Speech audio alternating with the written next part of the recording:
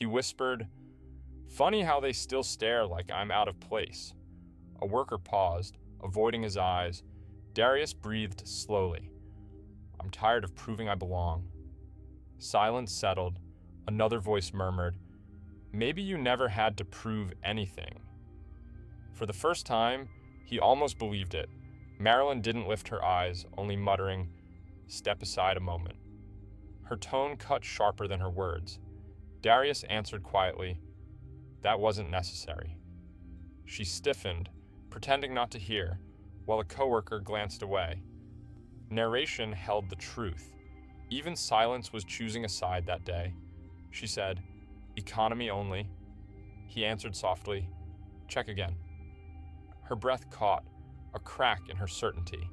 The people nearby shifted, sensing something change as his calm steadiness unsettled everything she thought she controlled. Passengers shifted, glancing away. Marilyn said, "Move along." Darius didn't respond. A colleague whispered, "She's overstepping." Marilyn's smirk faltered. He finally said, "There's no reason for this." Silence stretched. The room felt smaller. No one spoke, yet everyone sensed the shift coming. Boardrooms replayed silently. "Lucky," someone said once. Investors glanced past him. Headlines labeled him a diversity win. He whispered to no one, always the quiet one. Each memory pressed like weight on his chest. He looked up, steady, letting the silence carry what words never could. "Sir, you'll need to move," Marilyn said, voice sharp. Darius didn't flinch. He replied, "There's no reason for this." Murmurs rose around them. A coworker whispered, "She's done this before." Marilyn's smirk faltered. The room held its breath, waiting for the silence to speak. "Sir, this isn't the first time," the young employee whispered, voice barely above a breath. The supervisor's hand froze on the clipboard. "All those reports?" "HR never acted," he murmured back. Silence stretched between them, heavy and accusing, holding the weight of years that no one dared acknowledge. Darius taps his phone once, steady, deliberate. He doesn't record, doesn't shout, just types, "This needs to be addressed." Moments later, an inbox pings. Investigators freeze mid-sip, eyes narrowing at the screen. A reporter rereads the words twice, disbelief sharpening.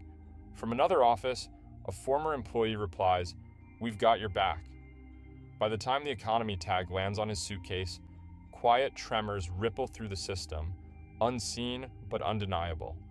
The phone rings sharply. Every eye shifts. "Marilyn, the board wants to speak to you," the supervisor whispers, voice tight. Her smirk falters. What?" "They're serious. Now." A bead of sweat slides down her temple. She opens her mouth, then closes it. The practiced confidence, the shield she's worn for years, crumbles into a flicker of fear. Around her, silence grows, heavy, pressing harder than any command she ever gave. She exhales slowly, realizing the room is no longer hers.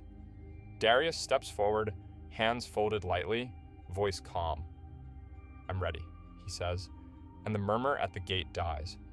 Marilyn's eyes widen, a sharp intake of breath she cannot hide. The phone rings. "Mr. Holt, we apologize. This will be addressed immediately," comes the faint formal voice. She swallows, her shoulders slump. I didn't expect." Darius doesn't reply.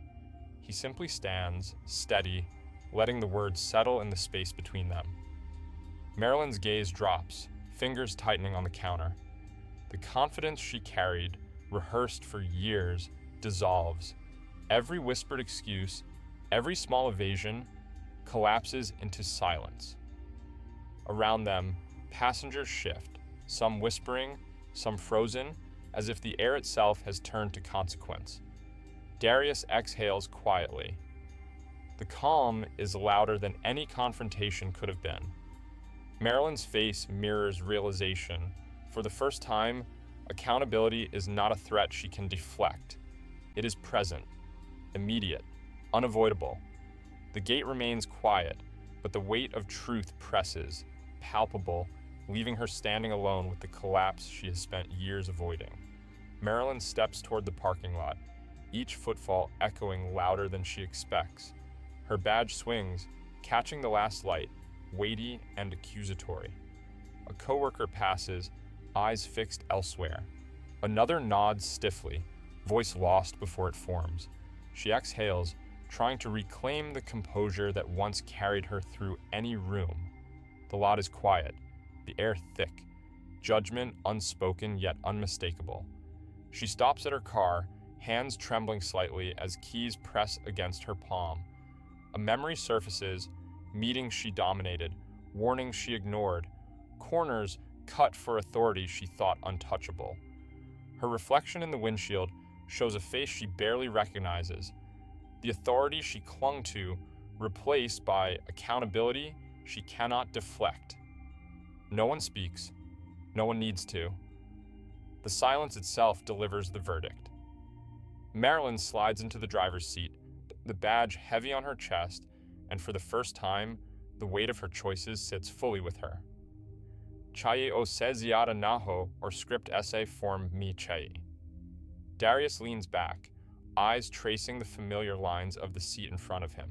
He opens a worn photo, fingers lingering over edges that carry names, faces, moments long buried. "I stayed quiet then," he murmurs, voice barely audible. The memories flicker, boardrooms where his presence was overlooked, whispers he swallowed to keep peace. A soft exhale escapes. "And it cost me," he admits, not to anyone, just to the empty air. He closes the photo slowly, letting the weight settle. No applause, no recognition, only the quiet assurance that restraint held value. Dignity, he realizes, was never lost. It waited, silent, until the moment finally demanded it. For the first time today, he allows a small nod, a gesture acknowledging not victory, but the rise that follows patience. Darius leans back, phone silent in his hand, watching notifications climb. Respect is not a privilege, it's the starting point. The words float, unshaken by applause or outrage. In break rooms, heads lift, conversations stall mid-sentence. "I never thought about it that way," someone mutters. "Coffee forgotten?" A timeline scrolls past, likes, shares, brief comments, all carrying the weight of reconsideration. Across the terminal, colleagues glance, some uncomfortable, others quietly nodding. No one yells, no one demands. Yet the air shifts, subtle, undeniable. Small injustices, once invisible, now tremble under the simple truth he spoke. He exhales, calm, letting the moment travel further than Gate 42B, knowing silence can hit harder than anger. Phones buzz quietly in the terminal. "Did you hear about him?" a flight attendant whispers to another. "Yeah, finally," the second replies, voice low but relieved. Emails circulate, messages pop up on screens. "I can't believe they're actually reviewing everything," someone says, eyes wide. Stories flow from corners previously silent, each recounting a moment ignored, dismissed, buried. Marilyn's name fades from conversation. Systemic questions rise in its place. "People are finally listening," murmurs a former employee, hands trembling over a keyboard. The airline issues a statement. Reviews, accountability, acknowledgement. Passengers glance at one another, sensing subtle change in the air.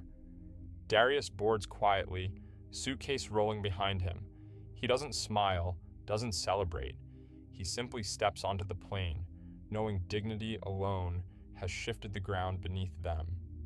Somewhere, small voices swell, enough to unsettle the weight of years. And the terminal, for the first time, feels awake.